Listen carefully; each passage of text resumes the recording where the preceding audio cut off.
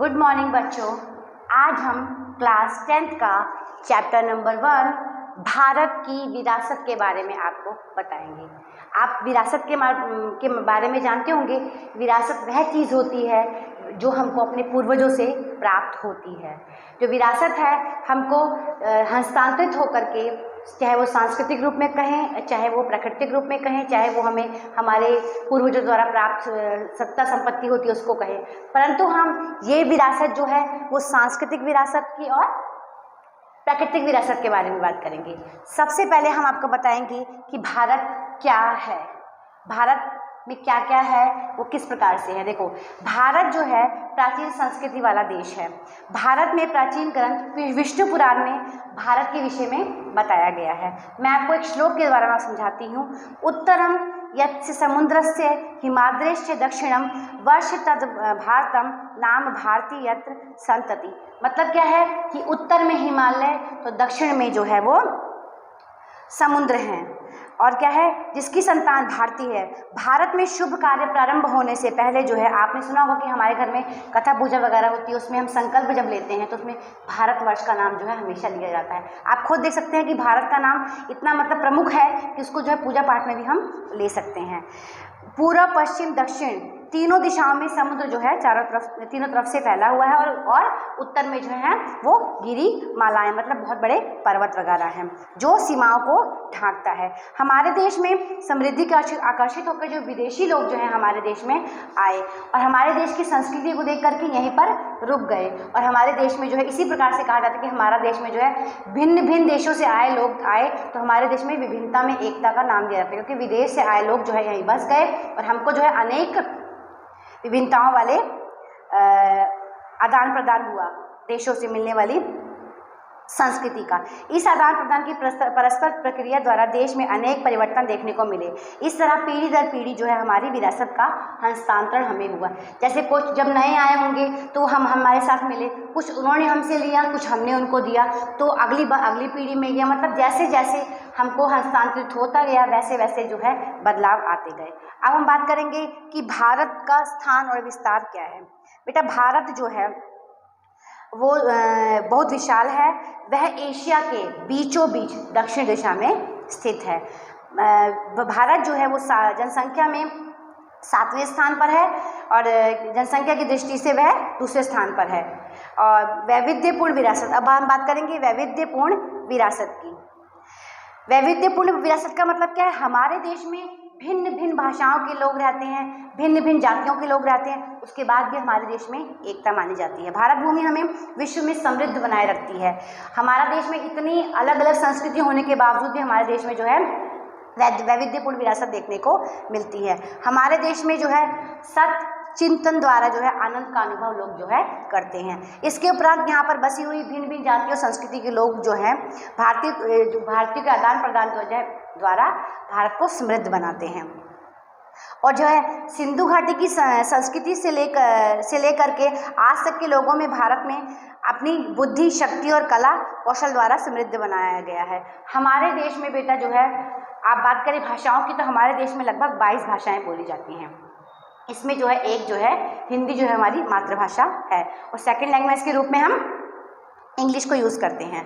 अब हम बात करेंगे संस्कृति का अर्थ। संस्कृति होती क्या है? संस्कृति क्या है? विरासत, अर्थात हमें अपने पूर्वजों से मिलने वाली अमूल्य भेंट जो होती है। संस्कृति का मेन जो अर्थ होता है वो हमारे विरासत में बोलते हैं कि जो हमको हमारे पूर्वजों से अमूल्य भेंट मिलती है। भारत का इतिहास हजारों वर्ष का है, और जो है हम जो है अपने दैनिक जीवन में, मुझे अपने देश से प्यार है, अपनी समृद्धि और बहुविधि परंपरा पर गर्व है, ऐसा कहते हैं। यह समृद्ध विरासत अर्थात हमारा भारत की जो संस्कृति है वो हमें विरासत में हमको मिली हुई है। भारत द्वारा समग्र विश्व को पूर्ण मानव जीवन के रहस्यों को देना, ऐसा कहा जाता है कि आइए हम भारत की विरासत को जो है हम 2 भागों में बांटते हैं। पहली जो है भारतीय विरासत को बेटा हमने 2 भागों में बांटा गया। पहली विरासत जो थी वो थी भारत की प्राकृतिक विरासत, और दूसरी थी भारत की सांस्कृतिक विरासत। भारत की प्राकृतिक विरासत की बात करें तो प्राकृतिक, आप समझते हो कि प्रकृति जो है वो हम नदियों, जल, पहाड़ों, पशु पक्षियों वगैरह से लेते हैं। जो है मानव जीवन जो है वो पूर्ण रूप से जो है वो प्राकृतिक पर निर्भर है। आज देखो, अब हम बात करें बड़े बड़े नदियों पहाड़ों वगैरह की, अगर हमारे जो पूर्वज थे उनको ढंग से नहीं रखते, उनको ढंग से उनका क्रियाकलाप जो है उनका ढंग से नहीं होता, तो हमको किस प्रकार से मिलती। भारत की प्राकृतिक विरासत विशिष्ट और वैविध्यपूर्ण मिलते हैं। यहाँ पर क्या है, हमारे इसकी जो प्रकृति है, कहीं पर ऊंचे ऊंचे पहाड़ हैं तो कहीं पर घाटी है, कहीं पर समतल जमीन है तो कहीं पर रेगिस्तान है, और कहीं पर वृक्ष हैं तो कहीं वनस्पति है, कहीं पर जीव जंतु है, पशु पक्षी वगैरह है, कहीं पर बर्फ की पहाड़ियाँ। मतलब हमारे देश की बात करें तो भिन्न भिन्न प्रकार के प्राणी मिलते हैं, भिन्न प्रकार की जमीन मिलती है, विभिन्न प्रकार की नदियों का स्वरूप मिलता है। तो क्या है, हमारे देश की जो भूदृश्य है वो अलग अलग तरीके से मिलता है। हम सब जो है प्रकृति की संतान है।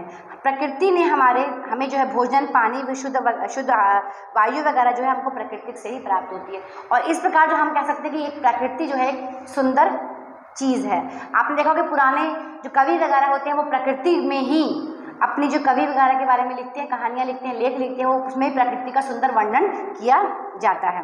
हमारे देश में शास्त्रीय संगीत में भी प्रकृति के बारे में बताया गया है। हम अपने गीतों, त्योहारों, कविताओं, चित्रों में भी ऋतु चक्र मतलब ऋतुओं के बारे में भी बताते हैं। आइए अब हम बात करते हैं कि भारतीय विरासत में जो हमको प्राकृतिक विरासत प्राप्त है वो क्या क्या है। पहले हम बात करेंगे भूदृश्य की। भूदृश्य जो होता है उसमें जो है भूमि के आकार की बात करते हैं। मतलब भूमि आकार जो होता है, किस प्रकार की जमीन है, किस प्रकार की वनस्पति, खनिज वगैरह, पशु पक्षी वगैरह।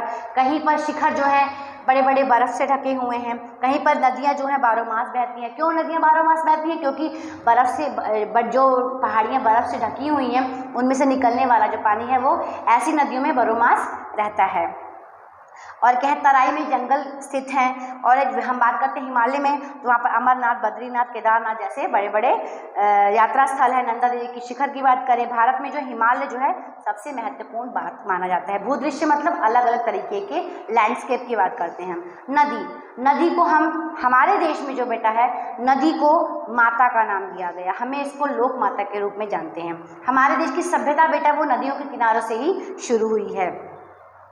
और क्या है कि इसके उपरांत जो है सिंधु, गंगा, यमुना, सरस्वती, नर्मदा, गोदावरी, कृष्णा, कावेरी जैसी नदियाँ, सभी नदियों में भारतीय लोक जीवन का गहरा प्रभाव डाला है।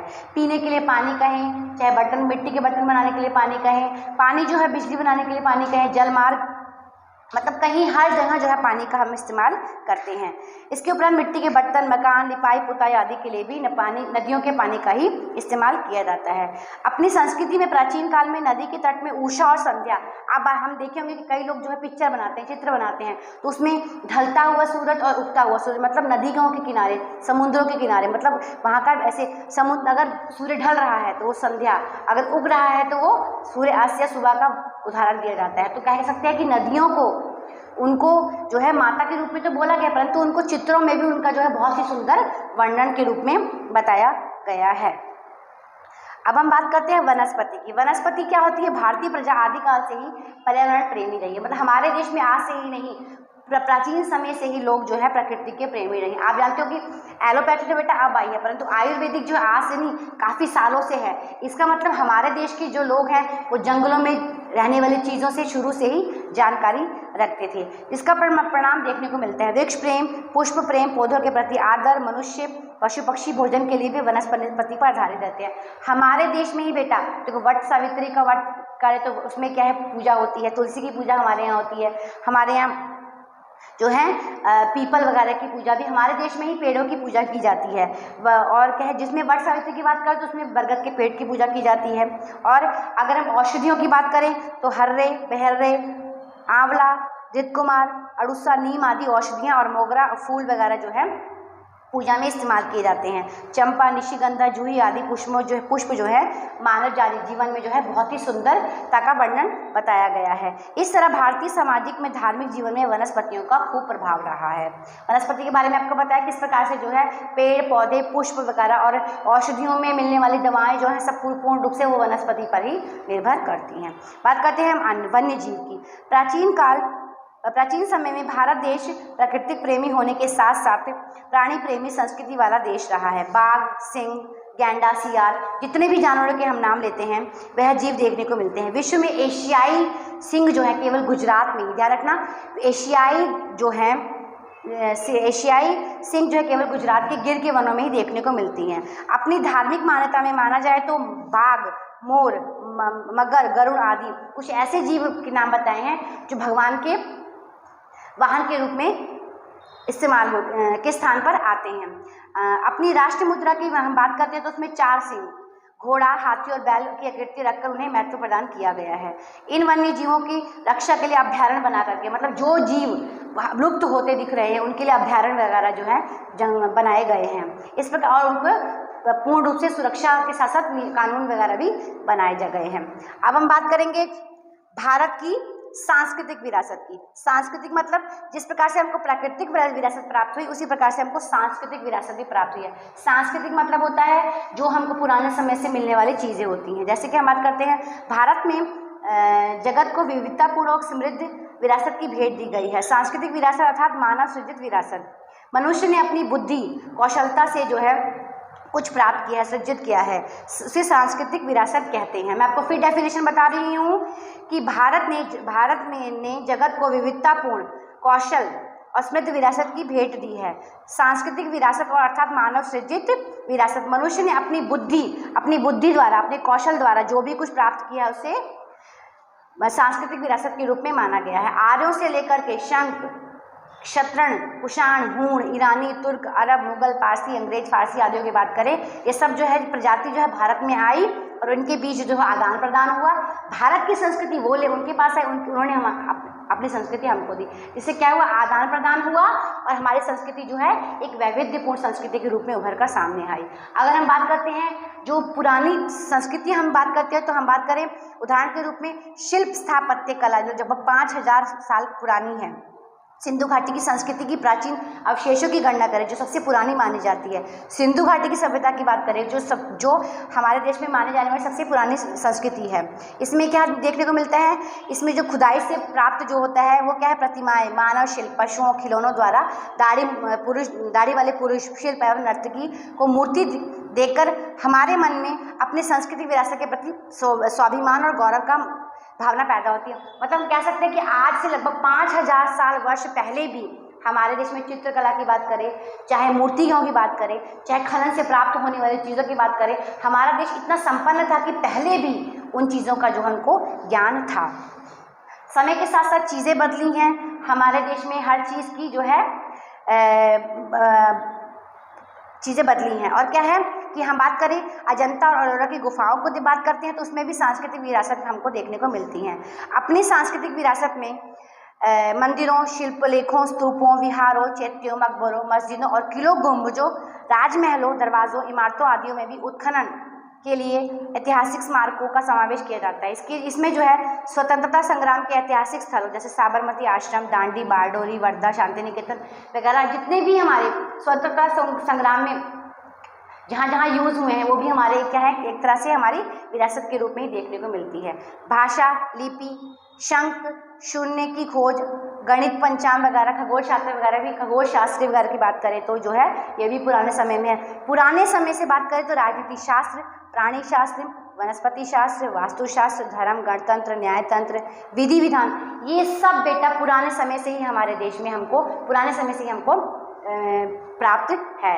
अब हम बात करेंगे गुजरात की सांस्कृतिक विरासत की, तो इसमें क्या है, सांस्कृतिक में पौराणिक और पुरातत्व महत्व रखने वाले जो है लोथल में तहसील सुरेंद्रनगर जिला, धोलावीरा में कच्छ जिला, रोजड़ी अथवा श्रीनाथ में राजकोट जिला वगैरह मुख्य है। वडनगर में कीर्ति तोरण, जूनागढ़ में स्थित अशोक शिलालेख, मोढेरा का सूर्य मंदिर, चांपेरन का दरवाजा, सिद्धपुर का रुद्र महल, वेरम गांव का मीनार, सीधी सैयद की जाली, पाटन का सहस्त्रलिंग, वडोदरा का राजमहल, जूनागढ़, मोहताब, मतलब इतने सारे हमारे गुजरात में ही देखने को सांस्कृतिक जगह मिलती हैं कि हम बात नहीं कर सकते। और हम अगर बात करें मंदिरों की तो उसमें क्या है, ज्योतिर्लिंगों, आपने सुना होगा कि 12 ज्योतिर्लिंग हैं, उनमें से एक ज्योतिर्लिंग सोमनाथ जो है हमारे देश में ही है, जो कहाँ पे है, सोमनाथ मंदिर है। और गुजरात में अंबाजी का बनासकांठा जिला, बहुचरा जी का मंदिर, महाकाली का पावागढ़ में, मीरा दातार का मंदिर उनावा में, और पालीताना में, भावनगर में बेटा रणछोड़ दास जी का मंदिर डाकोर में, श्यामल जी का अरवली में,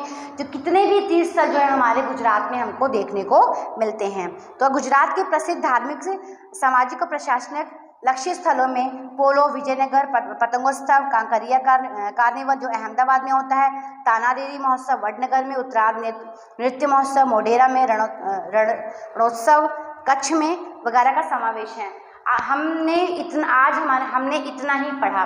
हमने जो है आपका फर्स्ट चैप्टर का फर्स्ट पार्ट जो है आज कंप्लीट किया है, जिसमें हमने भारत में पुराने समय से प्राप्त होने वाली प्राकृतिक और सांस्कृतिक विरासत के बारे में पढ़ा।